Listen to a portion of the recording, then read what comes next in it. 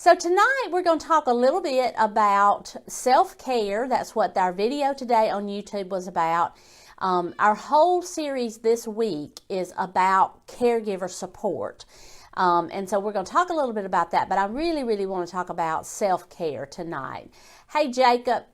And what we're going to do is talk a little bit about that and then open it up for questions. So if you have any questions, type them up and I'll be able to see them. Hey, Valerie, glad to see you back. I have missed you. I've missed y'all, Valerie. I tell you, it's been a rough go. Still having, hey, Lori, hey. Still having a rough go with my heart and my blood sugar and all that kind of stuff, but I'm trying. I'm doing cardiac rehab and doing all of that, so I just get really tired really easily, and so I just couldn't be live the last few weeks, but I'm back tonight, so I'm excited. I know that y'all are hearing Contessa throw a fit in the background because she is over there throwing a fit. Y'all hear her meowing and carrying on. She wants my attention so bad. Hey, Carolyn. Hey, Betty. Okay, so we're going to talk about self-care. The video today, give me a like or a love if you were able to watch the video today on YouTube. It's the Dementia with Grace channel on YouTube. And I talked about my ratio that I believe in that everybody should follow. An hour a day, a month, a week, a year. Totally away from caregiving. I think that you should be totally away from caregiving for an hour a day. Even if you have to break that up, we're going to talk about that in a minute. A day, a month, and a week, a year. And there are ways that you can do that. An hour a day does not have to be a whole hour at one time. It can be 3 20-minute sessions. It can be 6 10-minute sessions. It can be 2 30-minute sessions. But I think that you should have some time completely away from caregiving. Most people do it either very first thing in the morning before their person gets up or at night when their person goes to bed. That can be anything, any kind of caregiving that you do for yourself.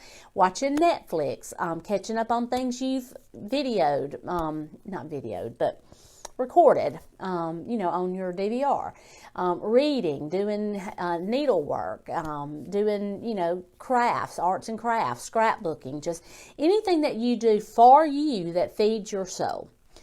The main reason that you need to do that is because you have to take care of yourself. Because if something happens to you, what is going to happen to your person? Think about that. A lot of people say, I just can't do it. I cannot do it. I cannot find the time, or I cannot turn over control. That's the one that happens sometimes with people, but they don't admit it, that they cannot turn over control. And like I said on the video today, it's like, I want help with the housework, but that's not the right way to fold towels, or, something, you just still have that control. Nobody can do it as well as I can do it. And that's okay. It is okay. You've got to find some time for yourself. You've got to. It is imperative that you find time for yourself. They do studies on dementia caregivers because dementia caregiving is so very stressful, and there is so much morbidity that happens around dementia caregivers. Yes, Lucy. Hey, Lucy. Lucy says, learn to delegate. You have to absolutely learn to delegate. But they do studies on dementia caregivers in particular because the stress, the emotional toll, the financial toll, all of that is profound in dementia caregiving. And so when they want to do studies on caregivers, they study dementia caregivers. They want to make sure that they have a lot of that, that kind of caregiving represented in the sample because it is so catastrophic caring for somebody with dementia. So the other thing is that you need to develop for yourself or redevelop or reignite a hobby, a love, something that sets your soul on fire, because you will not always be a dementia caregiver. Everything has its natural end. Everything, every behavior, every season, every mood, everything has its natural end, and caregiving does too.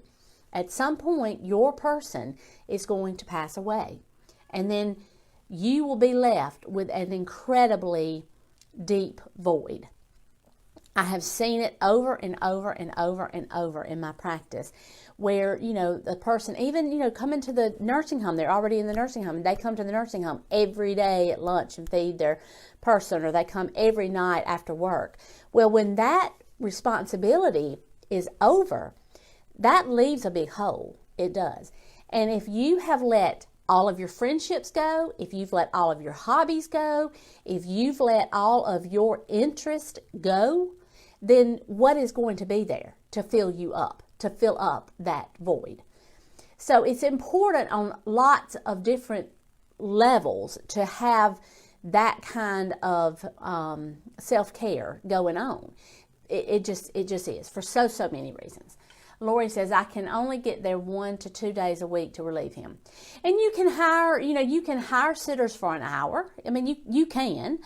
You certainly can hire a sitter for a day a month and a week a year. You can do either sitters for that, or you can find respite care, RESPITE, respite care. Just Google respite care in your area, and whoever provides respite care, it's usually a skilled nursing facility or a nursing home or an assisted living or a specialty unit. Somebody provides respite care, and it's usually covered by insurance. And so anyway, you need to kind of put those things in place. If you want to go to the beach this summer, you need to go ahead and start making those plans and do it. If you have a sibling or cousins or somebody, if you're the husband of a woman with dementia, maybe your children are not able to help day in and day out, like Lori is trying to help and relieve her father. But maybe he could get a week away on one of your weeks that you can take off from work, or 3 days in a row, or a long weekend, or a Friday through a Monday, or something like that, where you would only have to take 2 days off if you are off the weekend, but it would give him 4 days off. You have to get creative sometimes, but we're all creative people. If you're a caregiver, you're a creative person. So it stands to reason that you could figure this out as well, just like you figure out everything else. So I hope that y'all have enjoyed the caregiving videos this week. We've talked about guilt and fear and overwhelm. We've talked about having a gratitude practice, which I have every day. In fact, today at cardiac rehab, I was giving thanks for all of, for just having that available so close to me, that I can actually get myself there, because it's only, it's less than a mile from my house. And so I can do that, and I have a nice healthplex that I can go and exercise at. And so all of the things that are going on with me health-wise that could be depressing and demoralizing, and it could be all of that. I reframe it as, I am so fortunate to have doctors and other professionals on board to help me help myself. It's